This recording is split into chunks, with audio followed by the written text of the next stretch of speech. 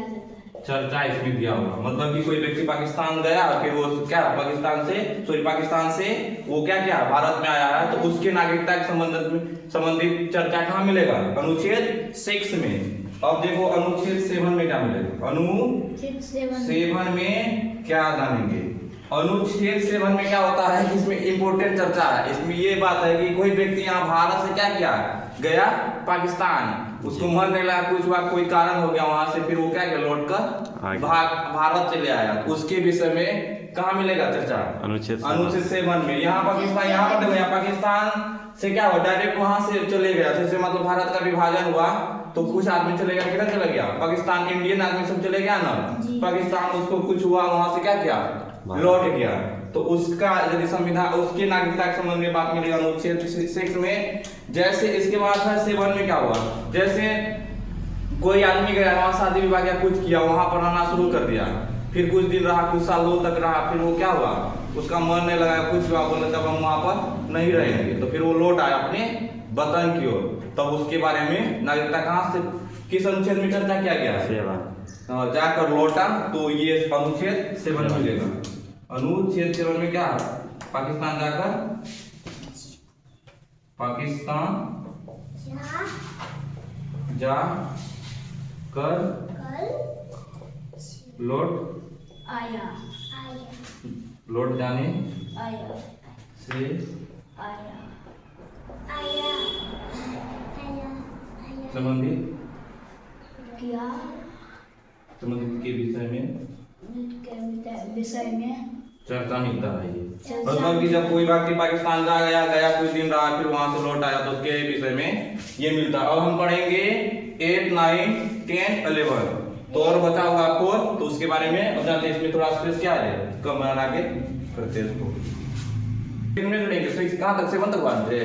हाँ 6, 7 तक हुआ है। अब अनुच्छेद हम 8 में चलेंगे। क्या चलेंगे? 8 में। अनुच्छेद 8 में क्या है, क्या है अनुच्छेद? कोई देखो इसमें दिया गया, सिंपल सा बात दिया गया, जैसे कोई इंसान चले गया विदेश चले गया, क्या चले गया, विदेश जाता है ना आदमी, तो वही शिफ्ट कर जाता है, उसके विषय में नागरिकता संबंधित बात किया गया है। मतलब अपना देश छोड़कर किसी दूसरे वतन में देश में गया, चले गया है, उसमें क्या करेगा, उसके विषय में चर्चा कहाँ मिलेगा? 8 में, अनुच्छेद 8 में। मतलब कोई व्यक्ति कहाँ चले गया है, कोई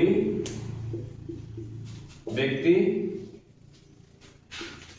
विदेश में जाकर क्या हो गया, शिफ्ट कर गया, क्या किया, विदेश में सेट कर गया, जाकर सेट कर गया, बस क्या रहने लगा, उससे संबंधित नागरिकता का संबंधित उसमें किस अनुच्छेद 8 में मिलता है। किसमें मिलता है? 8 में।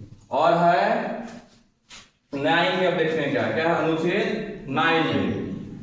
अनुच्छेद 9 में क्या है कि इसमें देखो, इसमें क्या किया गया है कि अनुच्छेद 9 में क्या, जैसे तुम अपना देश छोड़कर चले जाते दूसरे जगह, तो उसमें क्या होता है, उस कंडीशन में सरकार क्या कर देती है, तुम्हारी नागरिकता को खत्म कर देती है। क्या कर देती है? जैसे हम किसी देश का नागरिकता ले लेते हैं ना, तो उस कंडीशन में अब भारत में तुम्हारा नागरिकता क्या हो जाएगा, खत्म हो जाएगा, हम दूसरे देश का नागरिक हो गए ना जी सर। तो उसका चर्चा किसमें मिलेगा? अनुच्छेद 9 में। 9 में, अनुच्छेद 9 में किसी दूसरे देश की नागरिकता प्राप्त करने के बाद क्या होता है, नागरिकता प्राप्त करने के बाद, प्राप्त करने के बाद नागरिकता का खत्म हो जाता है, इसमें चर्चा मिलेगा। किसमें मिलेगा? अनुच्छेद 9 में। समझ में आया? 9 में मिलेगा, किसी देश की दूसरे देश की नागरिकता तुमने लिया, तो तुम्हारा नागरिकता किसके अनुच्छेद के द्वारा खत्म हो जाएगा? अनुच्छेद 9 के द्वारा। अब है अनुच्छेद 10। क्या है? अनुच्छेद 10 में क्या होता है, आप अच्छा समझेंगे। अनुच्छेद 10 में ये बात बताया गया है कि नागरिकता से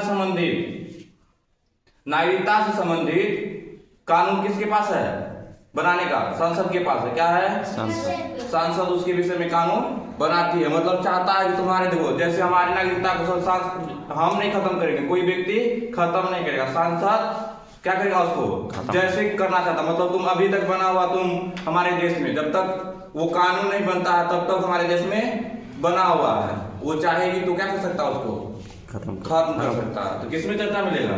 10 में अनुच्छेद 10 10 में क्या है? नागरिकता को खत्म कर सकता है। नागरिकता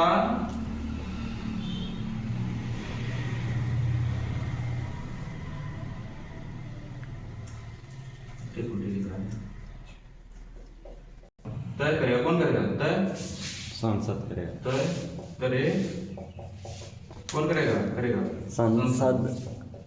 समझ में आया? नागरिकता संबंधी जो भी बातें हैं कौन करेगा? संसद। संसद के पास से है। अब लास्ट में बचा है अनुच्छेद 11। क्या बचा हुआ है? अनुच्छेद अलेवन। तो ये सरकार 10 में चाहेगी जैसा स्थिति है वैसा करना चाहेगी, वो करेगी। कोई चाहता है कि हमारी नागरिकता नहीं खत्म होगा तो संसद पार्लियामेंट चाहेगी अपनी विचार विमर्श कर क्या करेगी? उसकी नागरिकता को खत्म कर सकती है। क्या है? अनुच्छेद 11। अनुच्छेद 11 में है, इसमें देखो ध्यान से समझना है। इसमें दिया गया है कि नागरिकता से संबंधित कानून किस कौन बनाता है? पार्लियामेंट के पास अधिकार। इसमें चर्चा क्या क्या है?